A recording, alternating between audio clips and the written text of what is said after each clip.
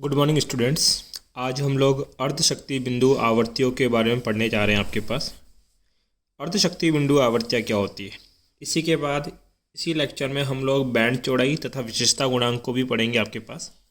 तो ध्यान दीजिए, आपके पास हमने इससे जस्ट प्रीवियस लेक्चर के अंदर एक ग्राफ बनाया था, और वो जो ग्राफ था वो आपके पास बेटा धारा तथा आपके जो आवर्ती है इसके मध्य ग्राफ था। और ये ग्राफ कुछ इस प्रकार से प्राप्त हुआ था आपको। इस ग्राफ की अगर मैं बात करूँ तो यहाँ पर आपके पास अनुनादी आवर्ती थी, और अनुनादी आवर्ती पर परिपथ की जो प्रतिबाधा थी वो न्यूनतम थी, और वो किसके बराबर थी बेटा, प्रतिरोध के, जिसके कारण परिपथ में बहने वाली धारा जो थी वो कैसी थी बेटा, अधिकतम। उसको लिख रहे थे IRMS का मैक्सिमम। हमें पढ़ना क्या बेटा, अर्धशक्ति बिंदु आवर्तियाँ। देखो नाम से ही परिभाषित है, वह आवर्तियाँ जिन पे शक्ति का मान आधा हो जाएगा उन्हीं आवर्तियों को क्या नाम दिया जाएगा बेटा, अर्धशक्ति बिंदु आवर्तियाँ नाम दिया जाएगा। तो आपने शक्ति पढ़ी विद्युत में, P बराबर कितना होता है बेटा, VI। अगर मैं यहाँ ओम के नियम की बात करूँ तो V बराबर होता है कितना आपके पास, IR।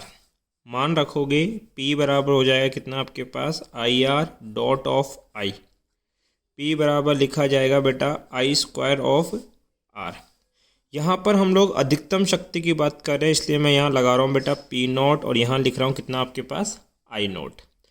अब मुझे शक्ति तो चाहिए, परंतु कितनी चाहिए, आधी शक्ति चाहिए मुझे, इसलिए इसको आधे से गुणा किया और इस पूरी संख्या को भी किससे गुणा किया, आधे से।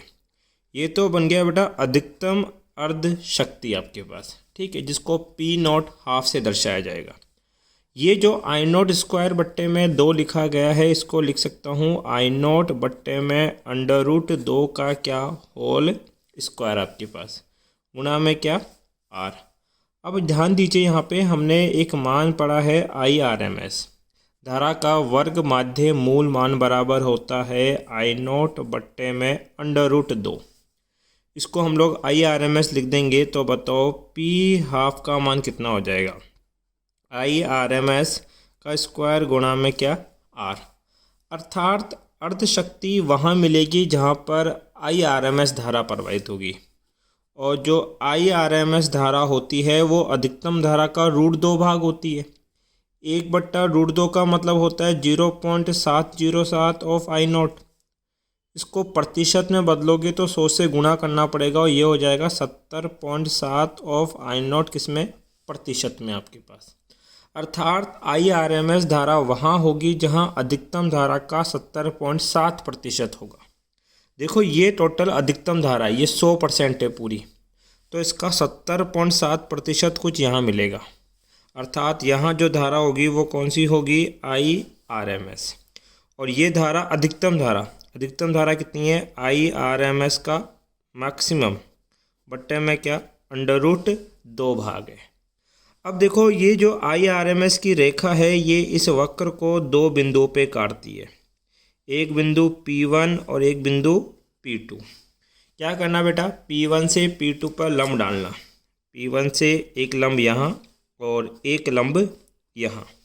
तो ये लंब हमने आवर्ती के अक्ष पे डाले, तो यहाँ आवर्ती मिलेगी F1 और यहाँ मिलेगी F2। तो F1 और F2 वह आवर्तियाँ है जिस पे IRMS धारा होगी, और IRMS धारा पर शक्ति कैसी होगी, अर्ध। अर्थात यहाँ पे क्या है, अर्ध शक्ति है। तो हमने क्या बोला आपके पास, ये P1 और P2 अर्ध शक्तियों के बिंदु हैं। अब जो अर्ध शक्ति के बिंदु होंगे वो अनुनाद के एक संख्या पीछे होंगे और अनुनाद से एक संख्या आगे होगी। तो ऐसी 2 आवर्तियाँ जो अनुनाद के इर्द गिर्द दोनों ओर होती है आपके पास, और जहाँ पे शक्ति का मान आधा हो जाता है उन्हीं को क्या बोला जाता है बेटा, अर्ध शक्ति बिंदु आवर्तियाँ। परिभाषा देखो क्या है, अनुनाद आवर्तियाँ अर्थात FR के दोनों ओर 2 आवर्तियों F1 और F2 के दोनों ओर 2 आवर्तियाँ F1 और F2 पर परिपथ में शक्ति 6 उसके अनुनाद मान का आधा होता है। अनुनाद पर शक्ति 6 क्या होगा? अधिकतम। जबकि F1 और F2 के ऊपर शक्ति 6 जो होगा वो अधिकतम का क्या होगा? आधा होगा। तो इन्हीं आवर्तियों अर्थात F1 व F2 को अर्धशक्ति बिंदु आवर्तियाँ कहते हैं। ये इसका बेटा अर्धशक्ति बिंदु आवर्तियाँ। अब ये ग्राफ याद रखना बेटा, ये जो आपके पास अंतर है आवर्तियों के बीच का, भाई जहाँ पे अर्धशक्ति बिंदु आवर्तियाँ मिली, इन्हीं का ये अंतर क्या कहलाता है बेटा? बैंड चौड़ाई। क्या कहलाता है? बैंड चौड़ाई। और बैंड चौड़ाई को हम लोग बीटा से दर्शाते हैं और इसका मान होगा F2 माइनस ऑफ F1। एक बार यहाँ तक आप कॉपी करें बेटा। अगला टॉपिक है बेटा आपके पास बैंड चौड़ाई। बैंड चौड़ाई क्या होती है? अर्धशक्ति बिंदु आवर्तियाँ कौन कौन थी? F1 और F2 के मध्य का जो अंतराल है उसी अंतराल को क्या कहते हैं बेटा? बैंड चौड़ाई आपके पास कहते हैं। अर्थात इस अंतराल को बैंड चौड़ाई बीटा से दर्शाया जाएगा। अब देखो आपके पास बीटा बराबर कितना हो जाएगा? F2 minus F1। ठीक है आपके पास। अब ये ग्राफ चाहे से आप धारा व आवर्ती के मध्य बनाओ या धारा व कोणीय आवर्ती के मध्य बनाओ, कोई फर्क नहीं पड़ता। ये बैंड चौड़ाई है आवर्तियों का अंतर। अगर जब कोणीय आवर्ती रखोगे तो ये जो ओमेगा 1 है उसकी जगह लिखा जाएगा बेटा कितना? जो F1 है उसकी जगह आ जाएगा ओमेगा 1, FR की जगह आ जाएगा ओमेगा R और F2 की जगह आ जाएगा ओमेगा 2। और उस अवस्था में जो बैंड चौड़ाई का सूत्र बनेगा वो होगा बेटा आपके पास ओमेगा 2 माइनस ऑफ ओमेगा 1। अब देखिए हमें बैंड चौड़ाई के सूत्र की उत्पत्ति करनी है। ये जो बैंड चौड़ाई की डेरिवेशन है ये 2018 या 17 में 4 मार्क्स में पूछी गई है राजस्थान बोर्ड के अंदर, तो ये इम्पोर्टेंट है आपके लिए। देखो अर्धशक्ति बिंदु आवर्तियाँ वहाँ होती है जहाँ IRMS धारा उसकी अधिकतम धारा का √2 भाग होता है। तो इसी समीकरण को मैं यहाँ लिख रहा हूँ आपके पास। तो ये है आपके पास IRMS बराबर होगा IRMS क्या मैक्स बट्टे में क्या बेटा? √2 आपके पास। अब देखिए इसकी हम गणितीय विवेचना करते हैं तो क्या लिख सकता हूँ? ओम के नियम या फिर आपने पढ़ा है IRMS बराबर क्या हो सकता है? VRMS बट्टे में क्या? Z। यहाँ क्या लिखा है मैंने? IRMS का मैक्सिमम, ये बराबर होगा आपके पास क्या बेटा? VRMS बट्टा Z मिनिमम और अंडर में क्या चल रहा है बेटा? 2। ये बातें मैंने कैसे लिखी ये समझा देता हूँ। देखो IRMS बराबर आपने पढ़ा है कितना आपके पास? VRMS बट्टा Z। ठीक है। और अगर ये IRMS का मैक्सिमम है, अगर ये चीज़ IRMS की क्या होगी? मैक्सिमम, तो ये मैक्सिमम मान तब प्राप्त होगा जब Z का मान कैसा हो बेटा? मिनिमम। अर्थात जब Z न्यूनतम होगा तभी तो ये चीज़ क्या होगी? मैक्सिमम। इसलिए IRMS की जगह मैंने लिखा VRMS बट्टा Z, जबकि IRMS मैक्स की जगह मैंने लिखा VRMS बट्टा Z मिनिमम। आपने पढ़ा है कि जो Z मिनिमम होता है वो प्रतिरोध R के बराबर होता है। देखो बेटा अब VRMS से VRMS तो कट जाएगा। ऐसा करो 1/Z यहाँ बचेगा बराबर 1/√2 और जो Z मिनिमम होता है वो बराबर होता है बेटा प्रतिरोध R के। ये चीज़ हम लोग अनुनाद में पढ़ चुके हैं।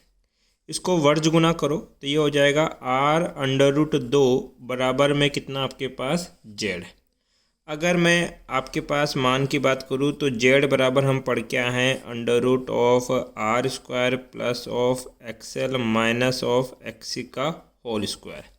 ये किसका मान है बेटा? Z का मान रखोगे तो R√2 बराबर Z की जगह रख देंगे कितना? √R² plus of XL minus XC का होल स्क्वायर।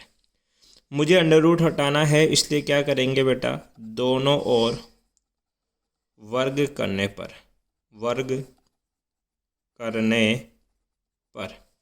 दोनों ओर स्क्वायर करोगे तो R का स्क्वायर हो जाएगा R²।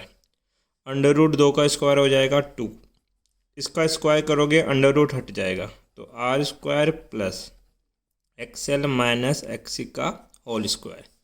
ये आर स्क्वायर उधर भेजोगे तो 2r स्क्वायर, इधर आएगा तो माइनस का हो जाएगा, बराबर क्या बचेगा, एक्सएल माइनस एक्सी का होल स्क्वायर। 2r स्क्वायर में से एक आर स्क्वायर गया, तो आर स्क्वायर बराबर कितना बेटा, एक्सएल माइनस एक्सी का होल स्क्वायर। ये स्क्वायर उधर जाएगा तो अंडर रूट बन जाएगा, तो ये हो जाएगा अंडर रूट आर स्क्वायर। इधर क्या रह गया, एक्सएल माइनस एक्सी, स्क्वायर से अंडर रूट कट जाएगा। अब आर का जो मान रूट से बाहर आएंगे उसके दो मान होंगे, एक तो प्लस और एक माइनस, एक्सएल माइनस एक्सी आपके पास। ठीक है, अब यहाँ पर ये समीकरण आप याद रखना, अभी हमने एक समीकरण क्या निकाला, XL minus XC plus minus of r आपके पास। नेक्स्ट देखो बेटा, हमने लिखा आपके पास कि एक्सएल माइनस एक्सी बराबर होता है प्लस माइनस के आर, दिखाई दे रहा है इतना। ठीक है, आप पढ़ के आए हो कि एक्सएल बराबर होता है ओमेगा एल और एक्सी बराबर होता है 1/ओमेगा सी आपके पास। इनके मान रख दो, एक्सएल की जगह लिख सकता हूँ ओमेगा एल माइनस एक्सी की जगह 1/ओमेगा सी प्लस माइनस के आर। समीकरण नंबर 1 आपके पास। देखिए, आपने एक ग्राफ पढ़ा था अभी थोड़ी देर पहले, ये ग्राफ कुछ इस प्रकार का था और ये थी कोणीय आवर्ती, तो यहाँ पे था आपके पास ओमेगा आर, यहाँ पे थी अधिकतम धारा IRMS की मैक्सिमम, फिर यहाँ पे आपके पास दो बिंदु आ रहे थे, एक था P1 एक था P2। P1 पे कोणीय आवर्ती ओमेगा 1, P2 पे कोणीय आवर्ती ओमेगा 2। ध्यान दीजिए, आपने ये तो पढ़ा ही है, थोड़ा सा रफ वक्त समझा देता हूँ पहले कि मैं क्या मैथमेटिक करने वाला हूँ, ये समझने के लिए। जैसे आप अक्ष बनाते हो तो एक्सिस के राइट हैंड में जो वैल्यू रखी जाती है वो तो होती है पॉजिटिव, ये तो होगी पॉजिटिव, और इधर जो वैल्यू आएगी वो क्या होगी बेटा, नेगेटिव। देखो, मेरा जो मीन है, माध्य है, वो ये है, ये मेरा मेजरमेंट है, तो मेजरमेंट के इधर जो प्रतिरोध होगा वो पॉजिटिव मान के चलूँगा और इधर जो प्रतिरोध होगा उसको नेगेटिव मान के चलूँगा। अब P1 और P2 दोनों समान आवर्तियों पे हैं तो प्रतिरोध के मान समान होंगे, तो यहाँ होगा प्लस आर और P1 पे कितना मान रहे हैं बेटा, माइनस आर। देखो, आर के दो मान है, एक तो प्लस है, दूसरा क्या है, माइनस है, तो प्लस आर वाली कंडीशन कहाँ मिलेगी बेटा, P2 पर, और माइनस आर वाली कंडीशन कहाँ मिलेगी आपको, P1 के ऊपर। तो P1 और P2 को देखते हुए मैं इस समीकरण को वापस से अरेंज करने वाला हूँ। तो मैं बात करूँगा बिंदु P1 पर। जब बिंदु P1 की बात करूँगा तो ध्यान देना बेटा, यहाँ पे आपके पास P1 के ऊपर कोणीय आवर्ती कितनी है, ओमेगा, तो ओमेगा की जगह लिखेंगे ओमेगा 1, फिर L, इसी समीकरण को लिख रहा हूँ वापस में, minus omega 1 C equal to R का मान P1 पे कैसा माना हमने, माइनस आर। ये बन गया समीकरण नंबर 2। इसी प्रकार से बेटा आपके पास बिंदु P2 पर, जब मैं बिंदु P2 की बात करूँगा तो कोणीय आवर्ती कितनी है बेटा आपके पास, ओमेगा 2, तो जहाँ ओमेगा है वहाँ पे लिख दिया जाएगा ओमेगा 2L माइनस 1/ओमेगा 2C इक्वल टू कितना बेटा आपके पास, बिंदु P2 पर प्रतिरोध का मान कितना है, प्लस आर। समीकरण नंबर 3 आपके पास। मुझे ज्ञात क्या करना है बेटा, आपके पास बैंड चौड़ाई, और मैंने कहा था कि जो बैंड चौड़ाई होगी बीटा वो बराबर होगा ओमेगा 2 माइनस ओमेगा 1, यही था आपके पास बीटा। देखो, एक समीकरण है जिसमें ओमेगा 1 लिखा गया है और एक दूसरा समीकरण है जिसमें ओमेगा 2 लिखा गया है, और मुझे ज्ञात करना है ओमेगा 2 माइनस ओमेगा 1। तो वो तब ज्ञात हो सकता है जब आप लोग समीकरण 3 में से समीकरण 2 को क्या कर दो, घटा दो। तो इसको घटाने, देखो, समीकरण 3 में से समीकरण 2 को मैं घटाऊंगा, तो घटाने का तरीका क्या है, RHS में से RHS घटेगा, LHS में से LHS घटेगा। तो समीकरण 3 के LHS में कौन है बेटा, ओमेगा 2L माइनस 1/ओमेगा 2C, फिर माइनस साइन, इधर कौन है बेटा आपके पास, ओमेगा 1L माइनस 1/ओमेगा 1C इक्वल टू, इधर कितना है R, फिर माइनस साइन, और यहाँ कितना है बेटा आपके पास माइनस R। सॉल्व करो इसको तो ये हो जाएगा ओमेगा 2L माइनस 1/ओमेगा 2C माइनस अंदर गुना करेंगे ओमेगा 1L, माइनस गुना माइनस प्लस हो जाएगा omega 1C equal to R, minus minus plus हो जाएगा प्लस R आपके पास। सोल्व करें, देखो इसमें भी L लिखा है, इसमें भी L लिखा है, L को कॉमन ले लो, या ऐसा करो पहले एक स्टेप बढ़ जाएगा, omega 2L minus omega 1L, L वालों को एक साथ लिख दिया मैंने, और इसको मैं पहले लिख रहा हूँ 1/ओमेगा 1C, और ये है माइनस के 1/ओमेगा 2C, R और R कितना हो जाएगा 2R। कुछ भी नहीं किया, L वालों को एक साथ लिखा और CC वालों को एक साथ, इधर से L कॉमन आ गया, ओमेगा 2 माइनस ओमेगा 1, यहाँ से बेटा आपके पास प्लस का 1/C कॉमन आ रहा है, यहाँ बचेगा omega 1 minus omega 2 equal to कितना 2R। सॉल्व करें, L omega 2 minus omega 1 plus 1/C, LCM क्या लोगे बेटा omega 1 omega 2, omega 2 minus omega 1 equal to कितना 2R। ओमेगा 2 माइनस ओमेगा 1 इसमें भी है और ओमेगा 2 माइनस ओमेगा 1 इसमें भी है, तो क्या करते हैं बेटा ओमेगा 2 माइनस ओमेगा 1 कॉमन ले लेते हैं, यहाँ बच जाएगा कितना L plus 1/C omega 1 omega 2 equal to कितना 2R। अब देखो ओमेगा 2 माइनस ओमेगा 1 को मैं लिख सकता हूँ बैंड चौड़ाई बीटा, परंतु यहाँ पे बीटा बनाने के लिए पहले इस मान को सोल्व करना पड़ेगा, 1/ओमेगा 1 ओमेगा 2 का मान कितना होता है, तो 1/ओमेगा 1 ओमेगा 2 का मान कैसे प्राप्त करोगे। देखो इसको तरीका है प्राप्त करने का कि ऐसा करो, समीकरण 2 प्लस 3 को आपस में जोड़ दो। अब देखो समीकरण 2 में कौन है ओमेगा 1L, तो LHS में जुड़ेगा, ओमेगा 1L माइनस 1/ओमेगा 1C प्लस इधर कौन है omega 2L plus of, sorry plus नहीं है माइनस है बेटा, वो ये माइनस है ध्यान रखना, माइनस 1/ओमेगा 2C आपके पास, ठीक है। अब इधर कितना है बेटा माइनस R, और यहाँ कितना है बेटा आपके पास plus R, minus R plus R आपके पास, ठीक है। सोल्व करते हैं, अब L और L तो दोनों में कॉमन है, कॉमन ले लो, क्या बचेगा ओमेगा 1 प्लस ओमेगा 2, यहाँ देखो माइनस के 1/C, इधर भी माइनस का 1/C कॉमन है, माइनस के 1/C कॉमन लेंगे तो ओमेगा 1 प्लस 1/ओमेगा 2 बचेगा, minus R plus R equal to कितना हो जाएगा 0। सोल्व करें, L omega 1 plus omega 2 as it is minus के 1/C, एलसीएम क्या आएगा ओमेगा 1 ओमेगा 2, और ये हो जाएगा omega 1 plus omega 2 equal to कितना 0। देखो ऊपर omega 1 plus omega 2, omega 1 plus omega 2 दोनों में कॉमन है, ओमेगा 1 प्लस ओमेगा 2 कॉमन, ये हो जाएगा L minus 1/C omega 1 omega 2 equal to क्या चल रहा है 0। ये चीज़ गुणा में है, बराबर की उधर जाएगी बट्टे में, 0 में किसी का ही भाग दो 0 हो जाता है, तो यहाँ क्या बचेगा L 1 minus C omega 1 omega 2 equal to कितना 0 आपके पास। अब देखिए ये माइनस है, बराबर के उधर भेजोगे प्लस हो जाएगा, तो L बराबर आ गया 1/C ओमेगा 1 ओमेगा 2। ध्यान देना बेटा आप लोग, यहाँ पर ये था आपके पास समीकरण नंबर 4। मैंने बोला समीकरण 4 में मान रखने पर, मैं समीकरण 4 में मान रख रहा हूँ, तो देखो ये कितना है ओमेगा 2 माइनस ओमेगा 1, L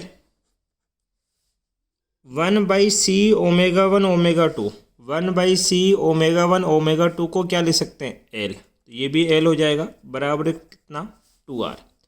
यहाँ से ओमेगा 2 माइनस ओमेगा 1 बराबर कितना हो जाएगा बेटा 2R, L और L भी 2L होगा, बट्टे में कितना आ जाएगा 2L, 2 से 2 काट दोगे तो अब ध्यान दें आप लोग, मैं लिख सकता हूँ ω2 minus ω1 equal to R/L। ω2 minus ω1 को क्या लिखते हैं बेटा, बैंड चौड़ाई, ये बराबर है बीटा के। तो एक सूत्र तो ये प्राप्त हुआ, ये सूत्र लिखा गया है बेटा आपके पास क्या, बैंड चौड़ाई का सूत्र है, बैंड चौड़ाई, परंतु कोणीय आवर्ती के रूप में है, कोणीय आवर्ती के रूप में, ये बैंड चौड़ाई का सूत्र है।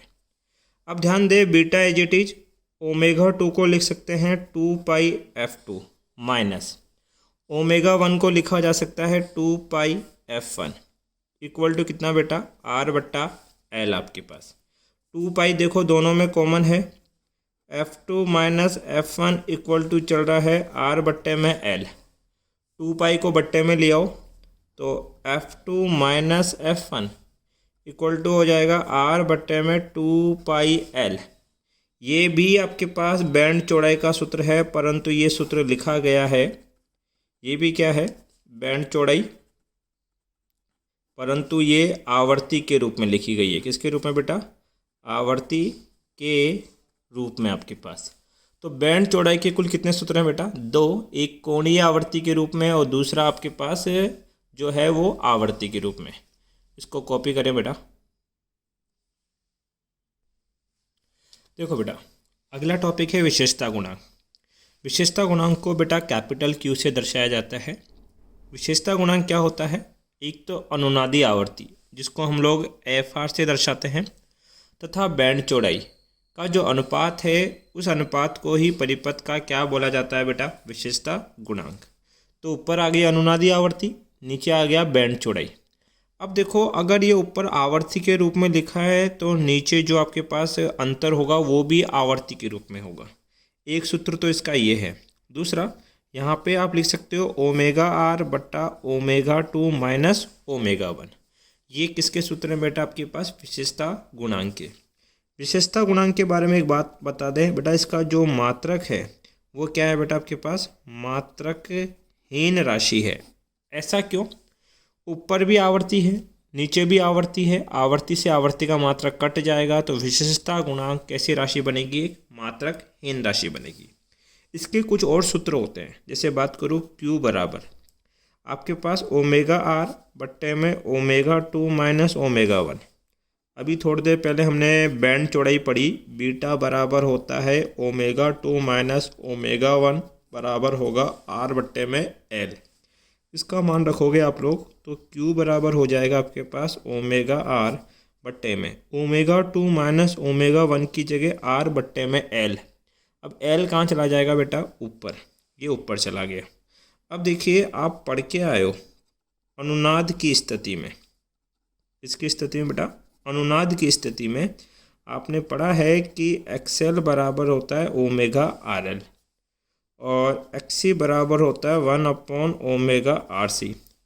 और अगर अनुनाद की स्थिति है तो XL बराबर क्या रहेगा सर, XC के। देखो ये क्या लिखा गया है बेटा, ω/RL, और ω/RL को क्या लिख सकते हैं, XL।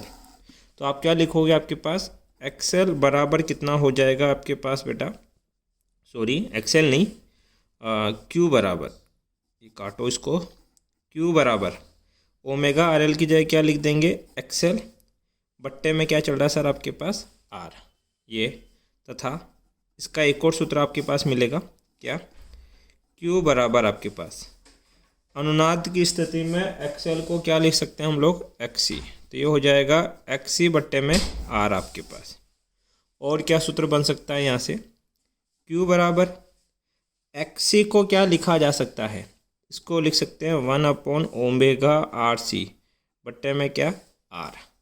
अब देखिए, आपने ये भी पढ़ा है कि अनुनाद की स्थिति में जो ω/R होता है वो होता है 1/√LC।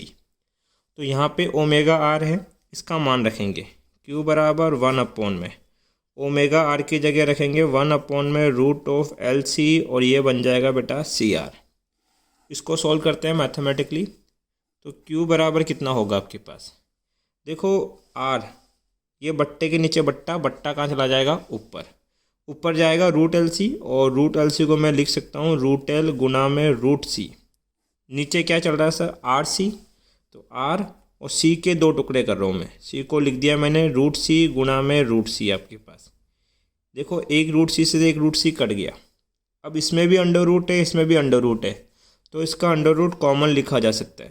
तो 1/r अंडर रूट कॉमन ले लेंगे एल बट्टे में सी, तो आपके पास जो विशेषता गुणांक है उसका सूत्र हो गया 1/r अंडर रूट एल बट्टा सी। एक चीज़ देखो, यहाँ से हमें एक बात पता लगी कि जो विशेषता गुणांक है वो आपके पास प्रतिरोध के मान के क्या होता है, व्युत्क्रमानुपाती। देखिए हमने एक ग्राफ पढ़ा था अभी थोड़ी देर पहले, ग्राफ इम्पोर्टेंट है यहाँ। तो ये आपके पास धारा का अक्ष था और ये आवर्ती का अक्ष था, ठीक है, और इसके बीच में जो ग्राफ था वो कुछ इस तरीके से था। देखिए परिपथ उदाहरण देता हूँ मैं, यहाँ पे एग्जाम्पल है कि परिपथ है आर एल सी का, तो आर एल और सी का क्या है, एक परिपथ है। अब परिपथ में हम लोग आर का मान बदल रहे हैं। अगर आर का मान न्यूनतम होगा तो विशेषता गुणांक क्या होगा आपके पास, उच्च। और ग्राफ में ये विशेषता गुणांक दर्शाया जाता है ग्राफ की शार्पनेस से, शार्पनेस तीक्ष्णता से दर्शाया जाता है पास। जैसे आप पहाड़ी देखते हो, किसी की पहाड़ी की चोटी क्षीण होती है, बहुत तीखी होती है, और किन्हीं पहाड़ियों की जो चोटियाँ होती है वो समतल होती है, कुछ इस तरीके से।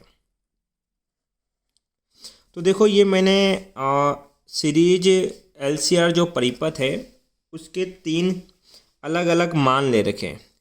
एक परिपथ में मैंने आर का मान न्यूनतम ले रखा है, तो यहाँ पे आर का मान क्या है, न्यूनतम। एक परिपथ में आर का मान थोड़ा बढ़ा दिया तो वो आर का मान हो गया मध्यम, और एक परिपथ में आर का मान कैसा है, अधिकतम है। तो हम लोगों ने ये देखा कि जब परिपथ का मान न्यूनतम था तो परिपथ में जो ग्राफ था उसमें जो धारा थी वो शार्पनेस ज़्यादा थी, अर्थात उसका जो विशेषता गुणांक होगा उसका मान क्या होगा, ज़्यादा। सीधी सी बात ये है कि इस ग्राफ में जो इस वक्र की शार्पनेस है वो किसको दर्शाती है बेटा, आपके पास विशेषता गुणांक को दर्शाती है आपके पास। अब यहाँ पे क्वेश्चन कैसे पूछा जाएगा, देखो क्वेश्चन कुछ ऐसे बन सकता है कि मान लीजिए वो आपको बोल देगा, ग्राफ बना के दे देगा और कह देगा कि आपके पास इस पहले वक्र का जो प्रतिरोध है वो है R1, दूसरे वक्र का प्रतिरोध है R2 और तीसरे वक्र का प्रतिरोध है R3 आपके पास, ठीक है। और ये कहेगा कि बताइए इन परिपथ या इस वक्र को देख के आप ये समझाइए कि, या ऐसे बोल दे कि आपके पास जो परिपथ रहा होगा उसके प्रतिरोध को आप लोग प्रतिरोध को घटते हुए क्रम में लिखो, अवरोही क्रम में, घटते हुए क्रम में लिखो। तब कैसे करोगे, तो ध्यान दीजिए जितना ज़्यादा तीक्ष्ण ये होगा उसका प्रतिरोध उतना ही कम होगा, और ये तल जितना समतल रहेगा प्रतिरोध उतना ही ज़्यादा होगा। तो सबसे ज़्यादा प्रतिरोध R3 होगा, उससे छोटा R2 और उससे छोटा प्रतिरोध क्या होगा, R1 आपके पास। तो क्वेश्चन ग्राफ से कुछ इस तरीके से आपके पास बनेंगे। थैंक यू बेटा।